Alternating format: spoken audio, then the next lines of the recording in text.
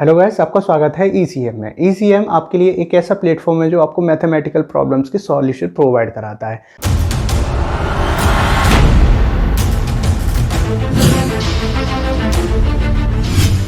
आज हमारे सामने एक नया टॉपिक है जिसका नाम है नंबर सिस्टम।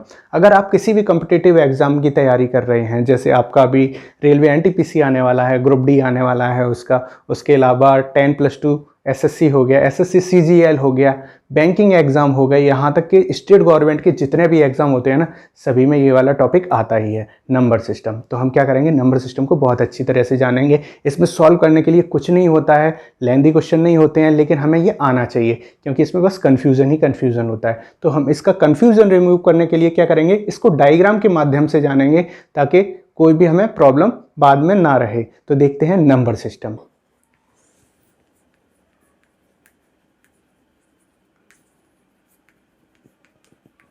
नंबर सिस्टम को जानने के लिए सबसे पहले हम क्या करेंगे, इसका डिवीजन करते हैं। तो नंबर सिस्टम का हम दो जगह डिवीजन करेंगे। एक हमारा हो जाएगा इमेजिनरी नंबर और एक हमारा हो जाएगा रियल नंबर।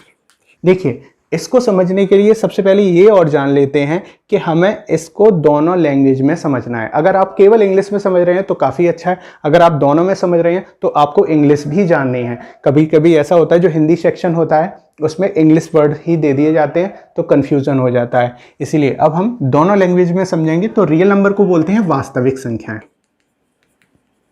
वास्तविक संख्याएं, और इमेजिनरी नंबर को बोलते हैं काल्पनिक। ये काल्पनिक हो गई। देखो, जब विद्वानों ने देखा कि वास्तविक संख्याओं का बहुत ज़्यादा हमने अध्ययन कर लिया है, अब कुछ नया भी होना चाहिए, तो उन्होंने मैथ का विकास करने के लिए इमेजिनरी नंबर्स को और इसमें जोड़ा। तो इमेजिनरी नंबर क्या होते हैं, इसको समझ लेते हैं। तो जो भी अगर नंबर, कोई भी नंबर है, वो रूट के अंदर नेगेटिव है, -6 हो गया, तो ये क्या हो गए, ये इमेजिनरी नंबर हो गए। इसको किससे रिप्रेजेंट करते हैं, कभी कभी इसको हम आई से भी रिप्रेजेंट करते हैं। आई का मतलब क्या होता है, आई स्क्वायर मीन्स होता है -1। ठीक है, ये क्या हो गया, इमेजिनरी नंबर। इसमें कॉम्प्लेक्स नंबर भी आता है, कॉम्प्लेक्स और देख लेते हैं। कॉम्प्लेक्स में क्या आता है, जैसे कोई इमेजिनरी नंबर है 6i, अगर हमने इसके साथ एक रियल नंबर और ले लिया, कोई रियल नंबर हमने यहाँ पे ले लिया जैसे 5, तो ये क्या हो गया, कॉम्प्लेक्स नंबर हो गया। कॉम्प्लेक्स नंबर का मतलब क्या हो गया, the combination of real number and imaginary number is called complex number. तो यहाँ पे दोनों नंबर का जो कॉम्बिनेशन हुआ है इसको कॉम्प्लेक्स नंबर कहते हैं। अच्छी बात ये है, जो भी आपके कॉम्पिटिटिव एग्जाम है उसमें ये वाला टॉपिक नहीं आता है। तो बस हमें बस इतना जानना था कि इमेजिनरी नंबर होते क्या हैं, इससे कुछ भी कभी नहीं पूछा जाता है। हमारे जितने भी क्वेश्चन बनते हैं वो यहाँ से बनते हैं, ये है रियल नंबर। तो रियल नंबर में क्या आता है, वास्तविक संख्याएं। तो देखते हैं रियल नंबर के, जैसे कुछ भी हो गया 1 2 3 4, ये सारे क्या हो गए, रियल नंबर हो गए। अब इसके पार्ट्स देख लेते हैं। रियल नंबर के 2 पार्ट्स होते हैं। एक क्या हो जाएगा, रेशनल। रेशनल मीन्स होता है परिमेय, परिमेय संख्या। ठीक है, और दूसरा क्या होता है, इर्रेशनल। इर्रेशनल का मतलब क्या होता है, अपरिमेय। देखिए, अभी हम इसको डिटेल से नहीं जान रहे हैं, बस अभी हम डायग्राम से जाने हैं, डिटेल से हम इसके बाद जानेंगे। तो रेशनल नंबर में क्या होता है, कोई भी नंबर जो P/Q की फॉर्म में आ जाए वो क्या हो जाएगा, रेशनल नंबर हो जाएगा। जैसे आपका हो गया 5/7 हो गया, 6/1 हो गया, इट्स मीन 6 ही हो गया। तो कोई भी नंबर जिसके नीचे हम अपॉन की फॉर्म में लिख सकें तो वो क्या हो जाएगा, रेशनल नंबर हो जाएगा। इसके अलावा यहाँ पे एक कंडीशन और होती है, क्या होता है, Q is not equal to 0। जो भी आपका इसमें डिनोमिनेटर आएगा वो क्या होगा, डिनोमिनेटर फ्रैक्शन का कभी भी क्या होगा, 0 नहीं होगा। मतलब अपॉन में कोई भी वैल्यू कभी भी 0 नहीं आएगी। ये क्या हो गए, रेशनल नंबर हो गए। और ये क्या हो गए, इरेशनल नंबर हो गए। इरेशनल नंबर में देखते हैं, इसमें क्या होता है, रूट में वैल्यू आती हैं। जैसे यहाँ पे हो गया √3, √5। अगर हम √4 ले रहे हैं तो √4 की वैल्यू क्या आ जाती है, 2 आ जाती है तो ये वाली चीज़ इसमें नहीं आएगी। तो रूट में जो वैल्यू आ रही हैं वो क्या हो जाएंगी, इरेशनल हो जाएंगी, और ये क्या हो गई, रेशनल। अब इरेशनल के बारे में यहाँ तक जान लिया, सफिशिएंट था। अब किसके बारे में जानेंगे, रेशनल में। अब रेशनल के 2 पार्ट्स कर देते हैं। एक इसमें क्या आता है, इंटीजर। ये इंटीजर्स आ गए। इंटीजर्स के बाद यहाँ पे क्या आ जाता है, फ्रैक्शन। फ्रैक्शन का मतलब हो जाता है भिन्न, और इंटीजर्स का मतलब हो जाता है पूर्णांक संख्याएं। देखिए अब फ्रिक्शन को जानते हैं, फ्रिक्शन कैसे होते हैं, अपॉन की फॉर्म में आ जाएंगे तो वो फ्रिक्शन हो जाते हैं। फ्रिक्शन में क्या आ जाता है, 2 पार्ट्स हो जाते हैं। एक क्या हो जाता है, टर्मिनेटिंग, और एक क्या हो जाता है, नॉन टर्मिनेटिंग।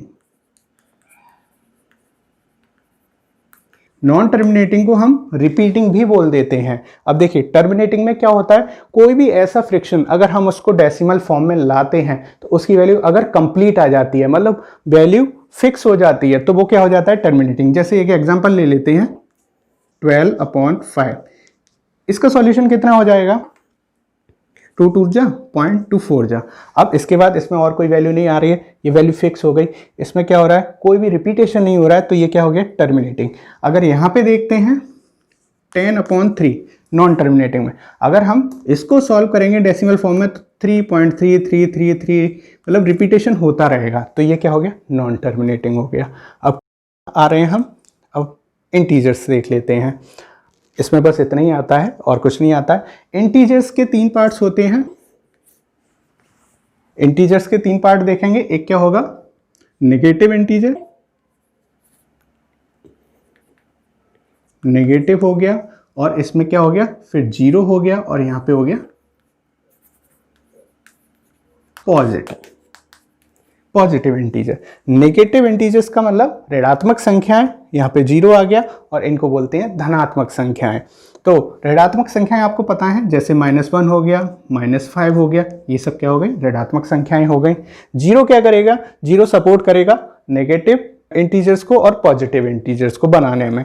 तो अब इसमें आ जाता है धनात्मक संख्याएं, मतलब पॉजिटिव इंटीजर्स। इसमें क्या आ जाएगा, जैसे 1 2 3 4 5 इस तरह से आ गए, तो ये क्या हो गए, पॉजिटिव नंबर्स हो गए। अब इसके बारे में और डिटेल से जानेंगे कि अगर हम 0 और पॉजिटिव नंबर्स को ले लें तो ये क्या हो जाता है, whole number, WHOLE, whole number. Whole number का मतलब क्या होता है, पूर्ण संख्या। अगर हम यहां पे क्या करेंगे, इस नंबर में मतलब जो आपके यहाँ पे नेचुरल नंबर है, नेचुरल नंबर में हम क्या करेंगे, 0 को और इंक्लूड कर देंगे तो यहाँ पे होल नंबर आ जाएगा। तो ये पॉजिटिव नंबर क्या है, यहाँ पे नेचुरल नंबर है, 0 इंक्लूड कर दिया तो क्या हो गए, होल नंबर हो गए। अब हमें क्या मिल गया, यहाँ से ये नेचुरल नंबर है।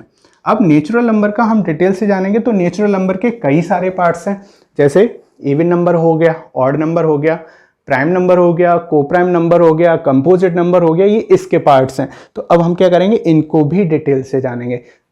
सबसे ज़्यादा क्वेश्चन कहाँ से निकलते हैं, एक तो होल नंबर से निकलते हैं और नेचुरल नंबर से निकलते हैं, जो भी आपके कॉम्पिटिटिव एग्जाम है।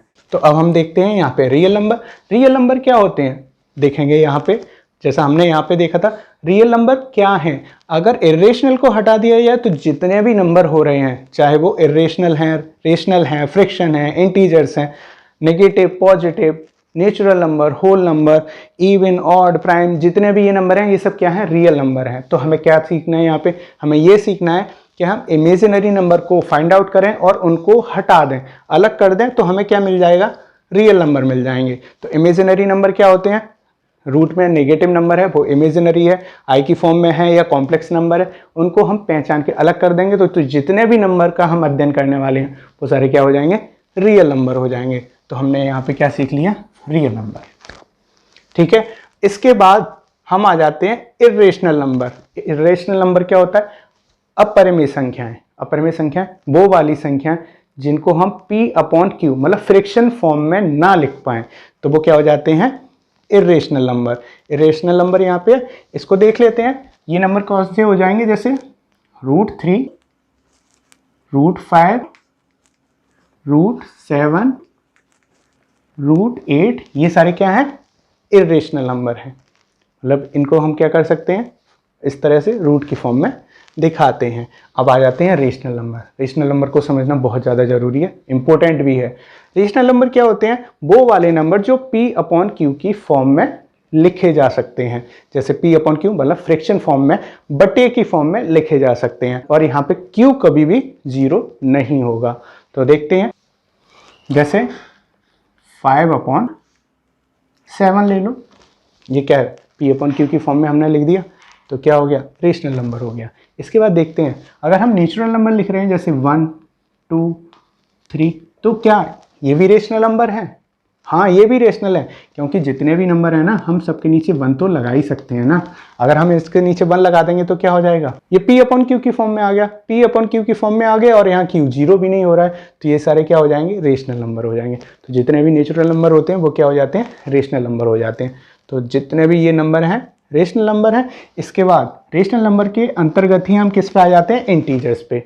पॉजिटिव, नेगेटिव और जीरो। नेगेटिव क्या होता है, ऋणात्मक संख्या, कुछ भी नेगेटिव ले लो, -7, -8, -13, ये सारी ऋणात्मक संख्याएं हैं, तो क्या होगी, नेगेटिव नंबर हो गए।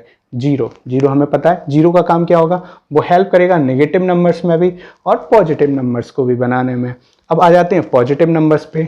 जैसे पॉजिटिव नंबर में क्या हो गया, 1 हो गया, 2 हो गया, जरूरी नहीं है ऐसे ही लिखा हो सकता है प्लस करके दे दें, वो तो हमें पहचानना है, साइन हो या ना हो वो नंबर क्या हो जाते हैं, पॉजिटिव हो जाते हैं। इसके बाद किस पे आ जाते हैं, होल नंबर पे। हाँ, इंटीजर्स को पूर्णांक कहते हैं और होल नंबर को पूर्ण संख्याएं कहते हैं, ठीक है। तो होल नंबर पे आते हैं। होल नंबर में जैसा हमने सीखा था, होल नंबर क्या होता है, कॉम्बिनेशन होता है, यहाँ पे देखा था जीरो और नेचुरल नंबर का, यही तो देखा था।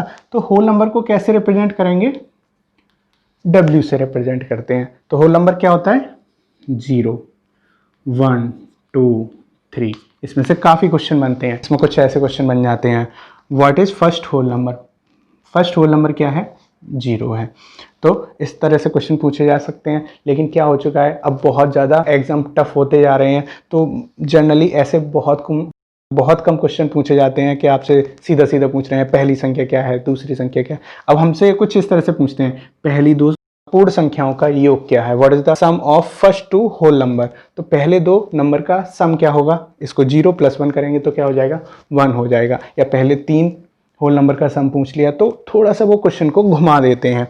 इसके बाद आ जाते हैं नेचुरल नंबर। नेचुरल नंबर क्या होता है, 1 से शुरू होता है, 1 2 3 अप टू सो ऑन।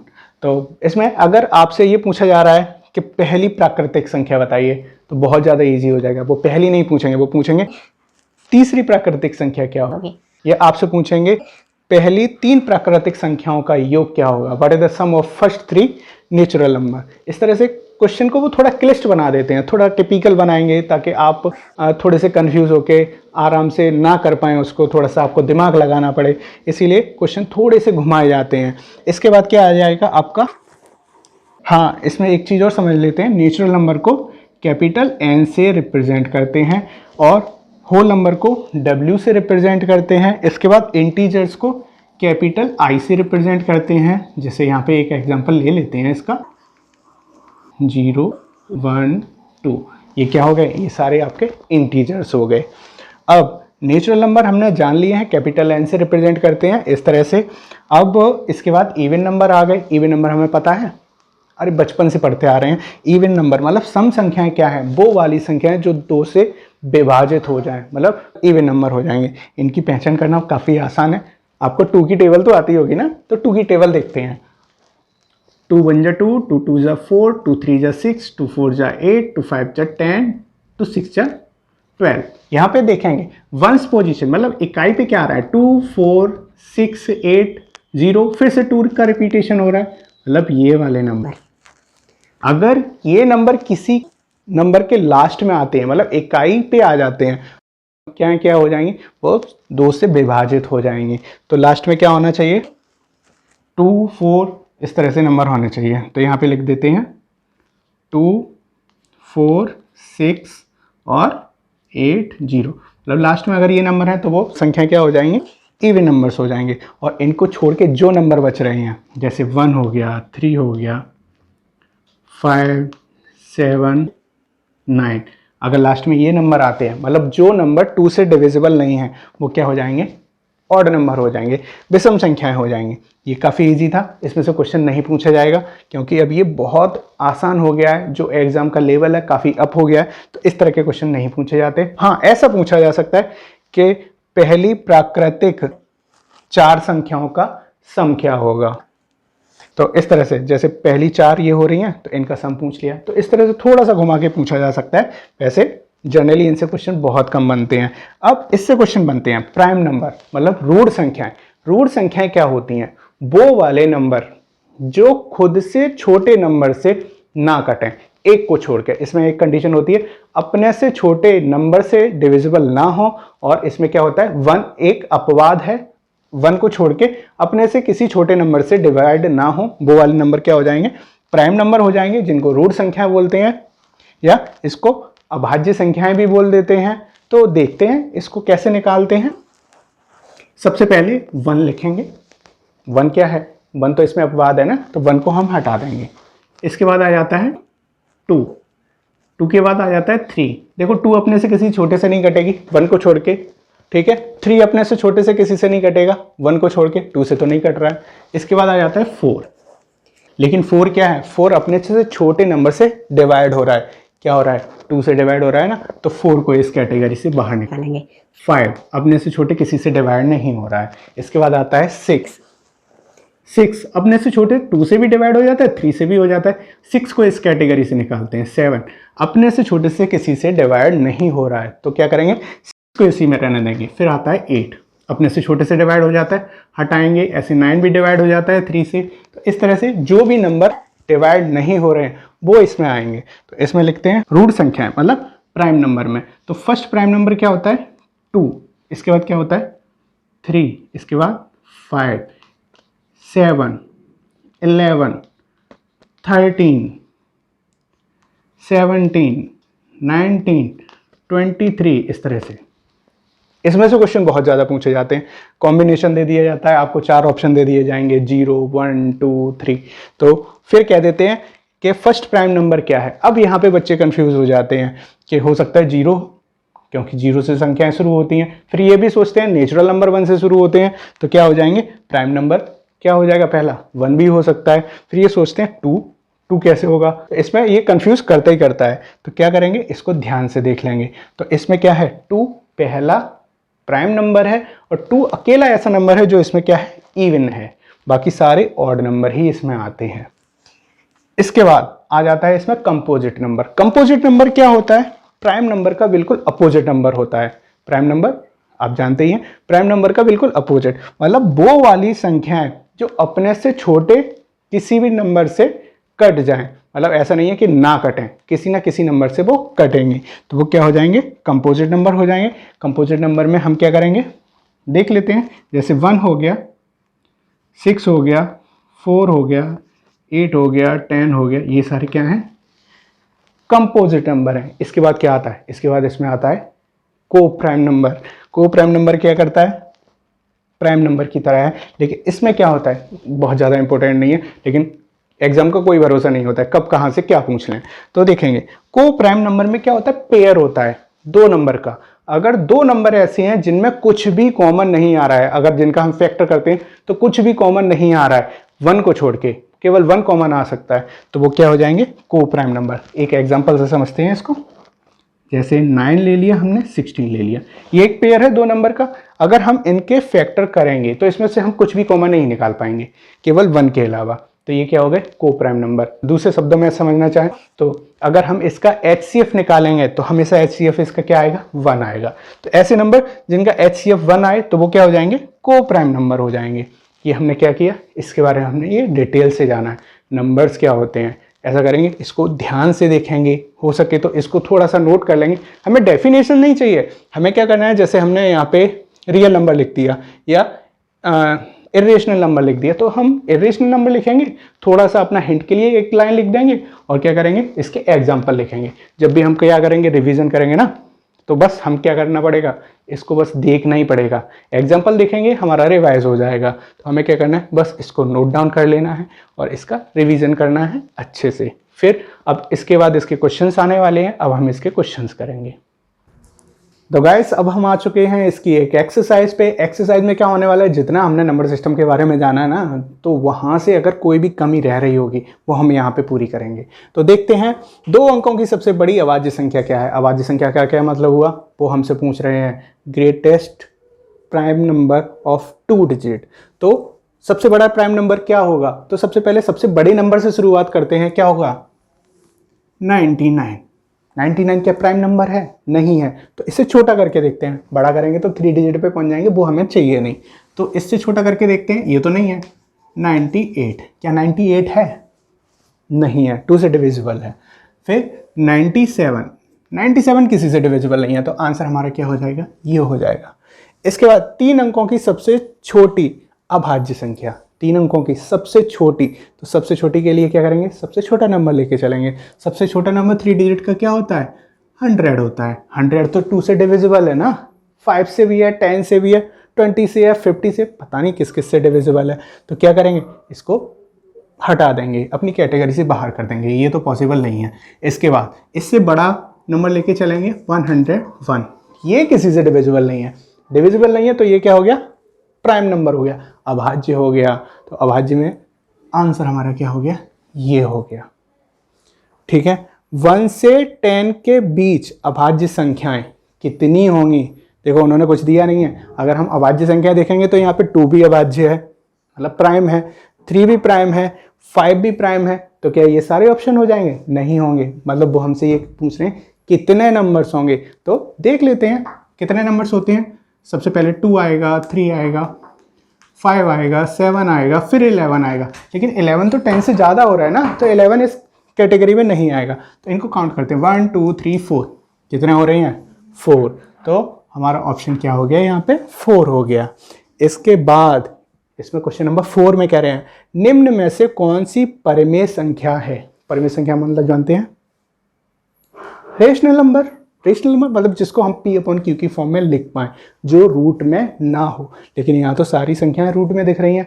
हो सकता है कुछ ऐसे नंबर हों जिनको सॉल्व करें वो उनसे रूट हट जाए, तो वही देखते हैं। 93 सॉल्व नहीं हो रहा, रूट नहीं हट रहा। 2/7 नहीं, इसमें भी कुछ सॉल्व हो रहा, इसमें भी कुछ नहीं सॉल्व हो रहा, इसमें तो हो रहा है। यहाँ कर देते हैं अलग, 3/27, 3 1 जा 3, 3 9 जा, कितना हो गया 1/9। और 9 के क्या होते हैं फैक्टर, 3 × 3 होते हैं, और 1 का पेयर क्या बन गया, 1/3 बन गया। 1/3 पेयर बाहर निकाल दिया, तो कितना हो गया इसका आंसर, 1/3 हो गया। तो 1/3 क्या हो गया, इसका आंसर हो गया। तो ये क्या हो गया, ये प्राइम नंबर हो गया, नहीं सॉरी, ये क्या हो गया, रेशनल नंबर हो गया। तो रेशनल नंबर पे आ गए। तो इसको हमने समझ लिया। 5 अंकों की सबसे बड़ी व 6 अंकों की सबसे छोटी संख्या का अंतर। इस तरह के क्वेश्चन भी काफ़ी पूछे जाते हैं। 5 अंकों की सबसे बड़ी और 6 अंकों की सबसे छोटी। तो सबसे पहले क्या करेंगे, सबसे बड़ी डिजिट क्या हो जाएगी, यहाँ पे 6 अंकों की सबसे छोटी संख्या हो जाएगी। 1 2 3 4 5, 6 अंकों की सबसे छोटी संख्या। अब वो ये कह रहे हैं 5 अंकों की सबसे बड़ी, 5 अंकों की सबसे बड़ी संख्या क्या हो जाएगी, 99999। क्या करेंगे, माइनस कर देंगे। माइनस करने पे अंतर इसमें कितना आएगा, 1 आएगा। ऑप्शन ये हो गया। इस तरह के क्वेश्चन में क्या होता है, 1 ही आंसर आता है। अगर इसकी जगह 10 कर देते और इसकी जगह 11 कर देते, तब भी आंसर में क्या आता, 1 आता। तो अब इसके बाद ये कह रहे हैं 0 3 7 4 7 9 और 5 में बनने वाली 6 अंकों की सबसे बड़ी व सबसे छोटी संख्या का अंतर। क्या करेंगे, इसको सॉल्व करके देखेंगे। हमें डिजिट कितनी दी है पहले ये देखते हैं, 0 1, अच्छा इसको डिजिट कितनी दी है ये देखेंगे, 1 2 3 4 5 6 डिजिट दी है। 6 ही वो हमसे नंबर बनवा रहे हैं 6 डिजिट का। तो क्या करेंगे, इसका हम नंबर बनाएंगे, क्या करेंगे, सबसे बड़ा नंबर बनाएंगे और क्या करेंगे, सबसे छोटा नंबर बताएंगे, फिर अंतर डिफरेंस कर देंगे। तो सबसे बड़ा नंबर क्या हो जाएगा, देखते हैं। सबसे बड़ा नंबर यहाँ पे 9 है, 7 है, 5 4 3 0, ये सबसे बड़ा नंबर हो गया। इसका सबसे छोटा नंबर बनाएंगे। सबसे छोटा नंबर बनाने के लिए 0 से शुरुआत नहीं करेंगे। अगर हमने 0 से शुरुआत कर दी तो ये किस में काउंट हो जाएगा? 5 डिजिट में काउंट हो जाएगा, 6 में नहीं होगा। तो 0 से छोटा नंबर कभी भी 0 पहले नहीं लिखेंगे। 3 है, उसके बाद 0 लिखेंगे, फिर 4 5 7 9, इस तरह से। अब क्या करेंगे? अब डिफरेंस कर देंगे। डिफरेंस ही तो पूछ रहे हैं। तो हमने इसको किस में लिखा? डिसेंडिंग ऑर्डर में, इसको असेंडिंग ऑर्डर में। लेकिन 0 हमने एक डिजिट पीछे खिसका दिया है। यहाँ पे माइनस कर रहे हैं तो माइनस यहाँ पे 1 हो गया, 12 से 7 गए तो कितना बचा? 5।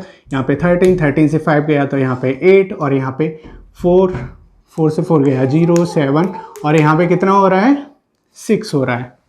मैच करो, कुछ मैच हो रहा है? ये वाला मैच हो रहा है, हमारा ऑप्शन मिल गया। इसके बाद कह रहे हैं 4 अंकों की कुल कितनी संख्याएं हैं? कुल कितनी, मतलब 4 डिजिट की कितनी संख्याएं बनती हैं कुल, जो हमारी काउंटिंग है उसमें। तो इसको करने के लिए सबसे मैक्सिमम नंबर लिखेंगे 4 डिजिट का। मैक्सिमम नंबर क्या हो जाएगा? 9999, और मैक्सिमम नंबर में से 3 डिजिट का मैक्सिमम नंबर माइनस कर देंगे, क्योंकि उससे पहले वाले सब हम हटा देते हैं। तो क्या हो गया? 999 माइनस कर दिया, कितना हो गया? 9000। इसमें क्वेश्चन चेंज कर सकते हैं, वो 4 अंक की जगह 5 दे दें, 6 दे दें, लेकिन करना इसी पैटर्न पे है। इसके बाद हम देखिए, अब क्वेश्चन नंबर 8 में देख लेते हैं। आपको एक नंबर दिया है 3768 में 7 के जातीय मान व स्थानीय मान में अंतर बताइए। जातीय मान और स्थानीय मान, ये चीज़ कंफ्यूज करने वाली होती है। तो एक डिजिट हमें दे दी है, हमें क्या करें? 7 के जातीय मान। जातीय मान को इंग्लिश में बोलते हैं फेस वैल्यू, और स्थानीय मान को बोलते हैं प्लेस वैल्यू। तो सबसे पहले 7 की फेस वैल्यू क्या होगी? अरे जो 7 के फेस पे लिखी होगी वही तो होगी। 7 के फेस पे क्या लिखा है? 7 लिखा है, तो इसकी फेस वैल्यू क्या हो जाएगी? 7 हो जाएगी। 7 की 7 ही रहेगी। और स्थानीय मतलब प्लेस वैल्यू, ये कौन से प्लेस पे है? 1s 10s 100 प्लेस पे है, तो 700 इसकी वैल्यू हो जाएगी। क्या हो जाएगी? प्लेस वैल्यू हो जाएगी। तो देख लेते हैं। तो सबसे पहले डिफरेंस कैसे निकालेंगे? बड़े में से छोटा घटाएंगे, तो ये क्या हो गया? 700 प्लेस वैल्यू हो गई, और 7 फेस वैल्यू हो गई। इसका डिफरेंस कर रहे हैं तो डिफरेंस कितना आ जाएगा? अरे आप बहुत आसानी से कर पाएंगे, 7 ही तो माइनस करना है। 7 माइनस करेंगे तो ऑप्शन हमारा यहाँ पे पहले से ही ठीक है, ऑप्शन हमारा ये हो गया। अब इसके बाद कह रहे हैं रोमन संख्या में डी प्रदर्शित करता है। इसका मतलब क्या हो गया? हमें रोमन नंबर्स भी आने चाहिए। रोमन नंबर्स आप जरूर देख लेना, और कन्फ्यूजन हो तो कमेंट करके बताना, तो मैं कन्फ्यूजन आपका उसमें रिमूव कर दूंगा, एक वीडियो बना दूंगा उस पर। तो रोमन नंबर कैसे करते हैं? रोमन नंबर के लिए एक ट्रिक बता देते हैं। आपने टीवी देखी है? कौन सी? LCD देखी है ना? तो यहाँ पे लिखते हैं LCD, क्रम बन गया हमारा। L किसको रिप्रेजेंट करता है? 50, C किसको करता है? 100, और D किसको करता है? 500। तो हमारा ऑप्शन क्या हो गया? ये 100 क्या हो गया? C हो गया, 500 क्या हो गया? D हो गया, और ये L हो गया, और 1000 किसको रिप्रेजेंट करता है? M को करता है। ये ध्यान रखने वाली चीज़ें हैं। इसके बाद बिल्कुल अजीबोगरीब क्वेश्चन, 100 का प्रतिलोम क्या होगा? प्रतिलोम, ये नई चीज आई है। प्रतिलोम का क्या मतलब होता है? अगर 100 लिखा है तो उसका प्रतिलोम कराएंगे तो क्या हो जाएगा? अभी 100 देखिए, यहाँ पे कुछ भी नहीं लिखा है, 100 के आगे नेगेटिव पॉजिटिव, तो किसका है? पॉजिटिव का है।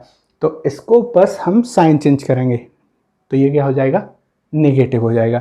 इसमें मतलब क्या करना होता है प्रतिलोम में? नेगेटिव को पॉजिटिव, पॉजिटिव को नेगेटिव। अगर यहाँ पे -100 होता तो वहाँ पे आंसर +100 हो जाता, या 100 ही हो जाता। अब इसके बाद नेक्स्ट क्वेश्चन क्या हो जाएगा? इसका आंसर ये हो गया, x का विलोम या गुणात्मक विलोम क्या होगा? इसमें और इसमें अंतर है। प्रतिलोम में क्या करते थे? साइन चेंज करते थे, और इसमें क्या चेंज करेंगे? इसमें भिन्न के रूप में, मतलब फ्रैक्शन फॉर्म में चेंज करेंगे। अभी ये क्या लिखा है? x लिखा है, तो इसका आंसर कितना हो जाएगा? 1/x, और अगर यहाँ पे 1/x होता तो उधर आंसर क्या हो जाता, x हो जाता। तो हमने क्या किया, इसकी प्रैक्टिस की है। बहुत ज़्यादा इंपॉर्टेंट है, बहुत ज़्यादा आसान है, आप लोग आसानी से कर पाएंगे इसको। और ज़्यादा समझने के लिए क्या कर सकते हैं, हम इसकी प्रैक्टिस कर सकते हैं। प्रैक्टिस करने के लिए मैं किसी भी बुक को प्रीफर नहीं कर रहा हूँ आपके लिए, आपको जो भी बुक मिले, कोई से भी पब्लिकेशन की हो, बस ये ध्यान रखना बुक में मिस्टेक्स ना हो, बुक कंफ्यूज करती हैं। तो कोई अच्छे से पब्लिकेशन की लेना ना, कोई सा भी पब्लिकेशन हो, और उससे प्रैक्टिस करनी है। डेली एक एक्सरसाइज करनी है, बहुत ज़्यादा नहीं करनी है। बहुत ज़्यादा करने से क्या होता है, दिमाग का दही हो जाता है और अच्छे अच्छे क्वेश्चन भी कठिन लगने लगते हैं, जो काफ़ी इजी भी होते हैं। तो क्या करना है, रूटीन में प्रैक्टिस करनी है। ऐसा नहीं है एक दिन उठाया 4 एक्सरसाइज एक साथ कर दी, ऐसा नहीं करना है। डेली एक एक्सरसाइज करनी है, उससे क्या होगा, आपकी प्रैक्टिस होती रहेगी। अभी एनटीपीसी को थोड़ा सा समय है, उसमें आप काफ़ी रिकवर हो जाएंगे और आसानी से सॉल्व कर पाएंगे। तो गौर से देखिए इसको, दोबारा देखिए, दोबारा देखिए, और क्या करिए, प्रैक्टिस ज़रूर करिए। प्रैक्टिस करने से क्या होगा, हमें क्वेश्चन करने आ जाएंगे। तो अब क्या करना है आपको, अब आपको कुछ नहीं करना है, बस आपको लाइक एंड सब्सक्राइब कर देना है, ताकि मैं आगे भी ऐसे आपके लिए वीडियो लाता रहूँ।